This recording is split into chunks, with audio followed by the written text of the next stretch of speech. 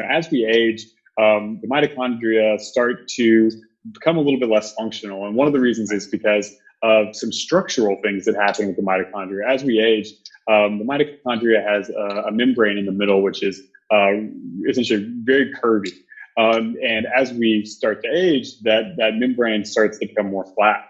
And what happens is, as it becomes more flat, the things that were found in the curves get further away from each other. So they go from essentially like this to out, and then the distance between those things are now a lot different. And that can actually hurt the efficiency of the mitochondria. And so what this peptide does is it takes that loose membrane and essentially makes it curved again, which means that all the things that you need to perform the function are now closer together. And then as a result, much more efficient.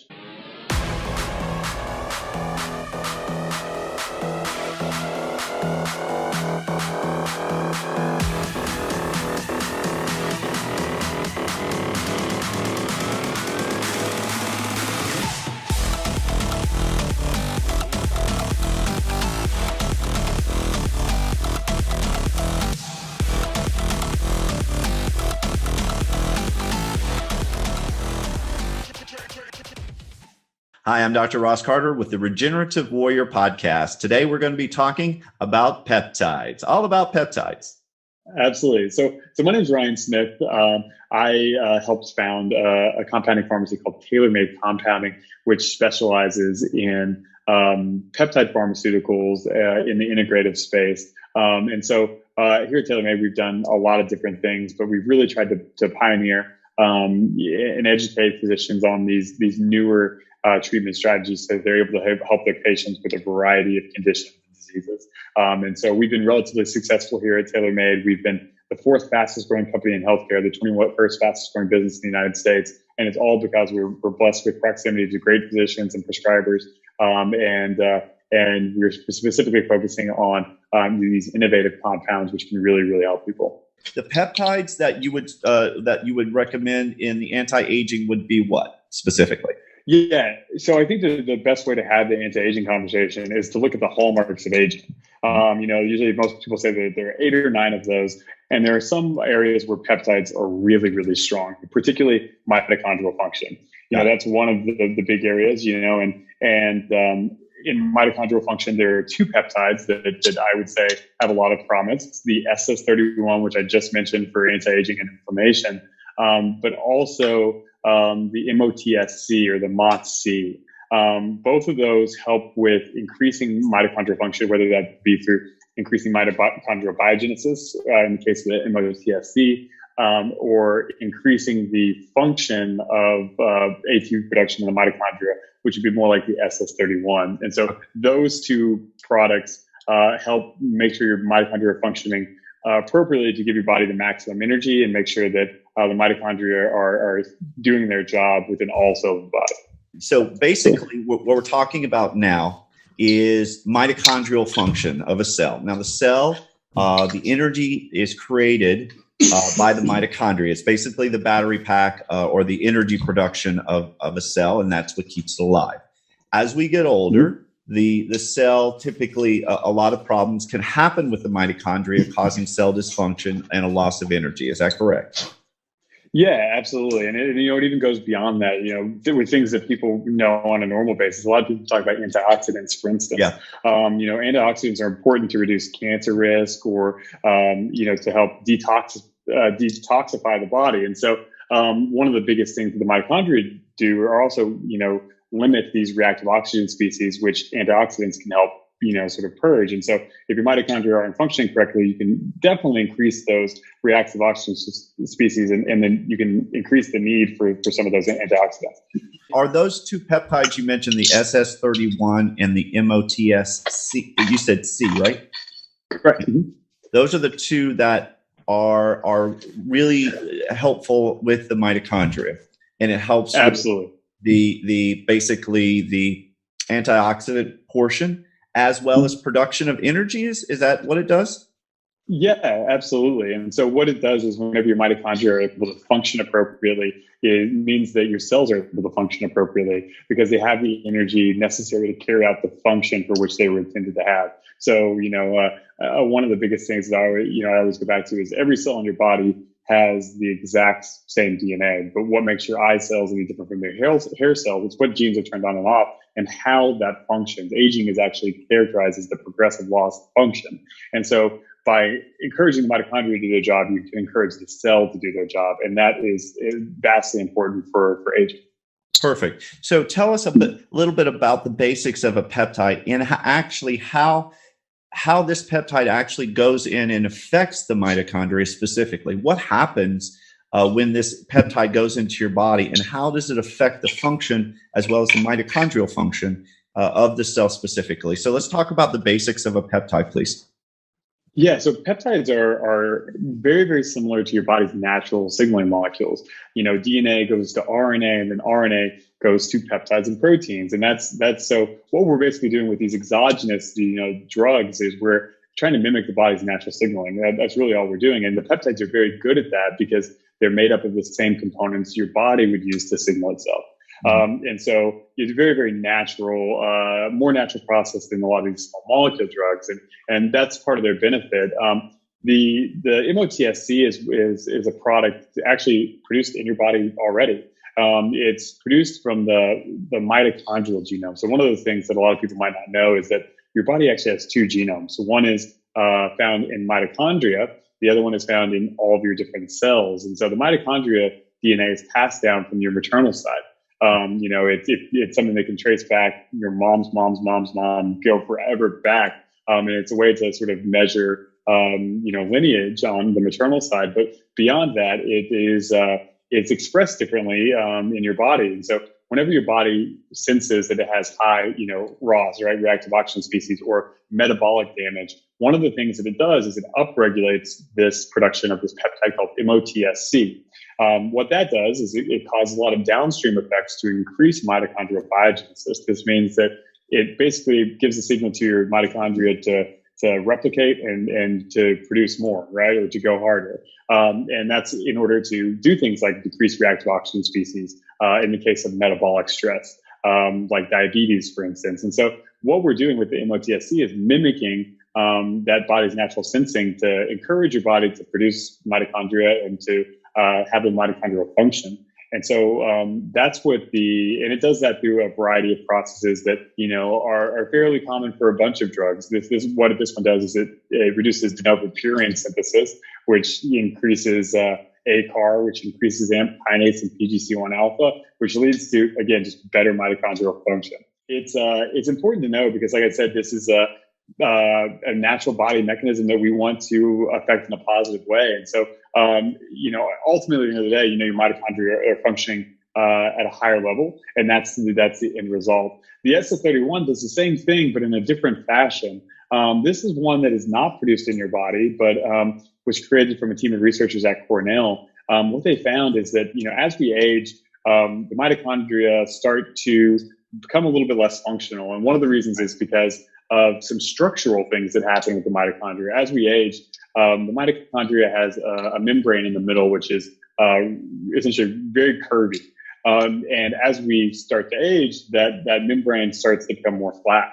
And what happens is, as it becomes more flat, the things that were found in the curves get further away from each other. So they go from essentially like this to out, and then the distance between those things are now a lot different. And that can actually hurt the efficiency of the mitochondria.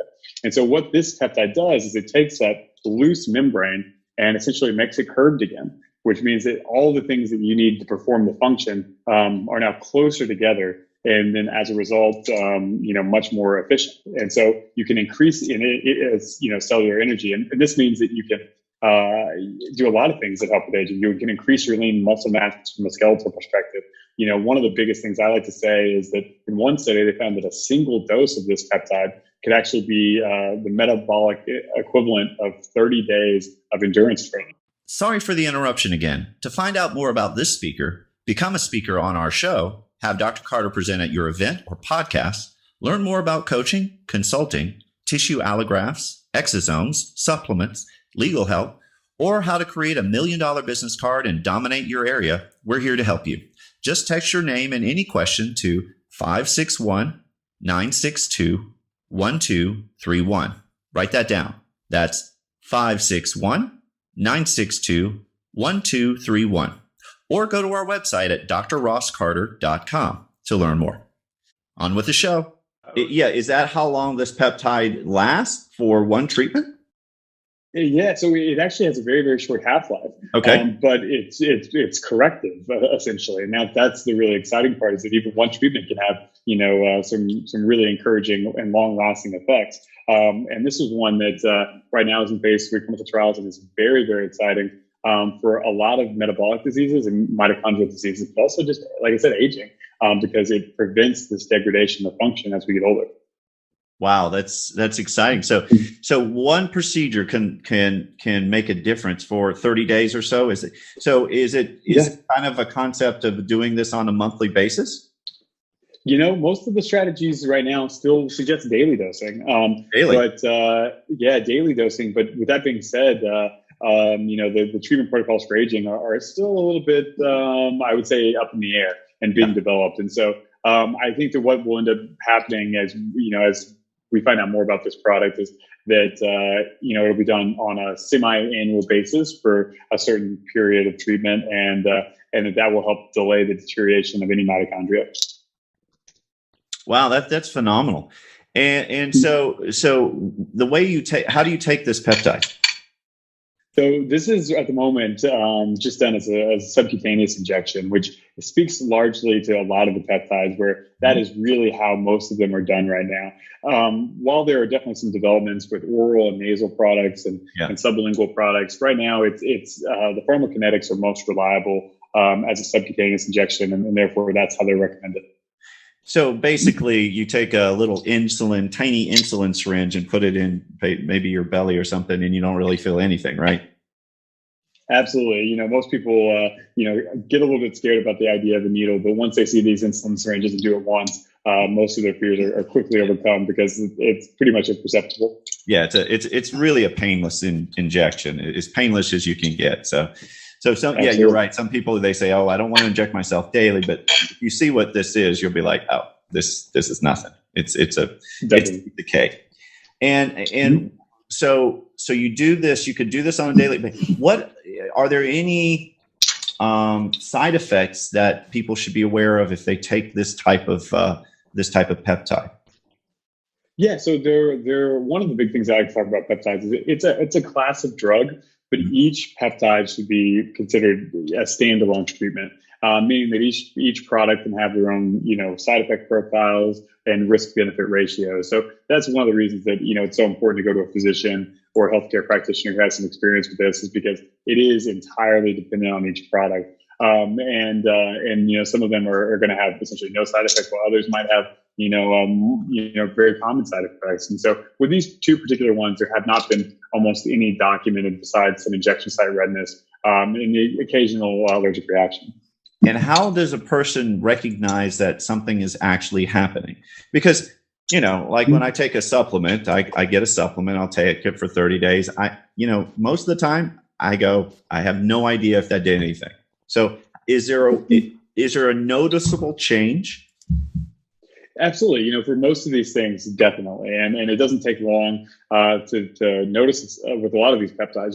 For the mitochondrial peptides, number one thing people traditionally say are that they'll have better markers of metabolic markers. So things like blood sugar levels, things like insulin sensitivity. But beyond that, you also get sort of a subjective, I would say, energy enhancement benefit with both those mitochondrial peptides, which is pretty easy to tell. And so, but again, all the peptides are different. Some take, long courses. Others take one injection to tell a difference. Things like the bremelanotide PT141 you talked about, obviously only requires one dose to have a really good result. So in essence, when somebody starts taking one of these peptides, the ones we're referring to now, the SS31 and the MOTSC, both of these, it will enhance the energy of your body. And basically, you'll just notice a change you'll have more daily energy, less maybe tired throughout the day, or does it help with sleep, or does it cause any problems with sleep? Because caffeine can give you energy, but it also screws up your sleep. So does it affect your sleep? Absolutely. No, not at all. It doesn't really have any effect on sleep. The mechanism by which it's working is just, again, allowing your body to function in a more appropriate way. And so some of the other things that I mentioned with the SS31 that's been documented are, reduction of inflammatory markers, quicker repair and recovery, things like I said, increased skeletal muscle or endurance training exercise benefit. And so, the profile is different for every single one, but all of those, the MOTSD is one that's still given to athletes in order to encourage performance, and SS31 would have a similar benefit as well. And so, all of these, you can definitely tell some benefits, but it's peptide specific, certainly. Is there any challenge with using these type of peptides, or somewhat consider a drug? Is it like doping? Would it be illegal in sports? Yeah, there's definitely several of these products which are illegal in sports. A lot of the repair and recovery products that we traditionally use, things like BPC-157, the thymosin beta-4, or even some of those growth hormone secretagogues, which also have an anti-aging, I would say, narrative to them. They're all banned. The SS31 and the MOTSD are not currently banned just because they're so new, and they're not really regulated by things like the Anti-Doping Association. Now, you said there's some clinical studies going on right now? Absolutely. Both of those are under clinical studies, and for a variety of indication. The majority of these are going to treatments of certain disease categories, and not things that are classified as anti-aging. But the application for all these things, particularly mitochondrial peptides, can affect just about every disease state, because again, it helps encourage optimal function.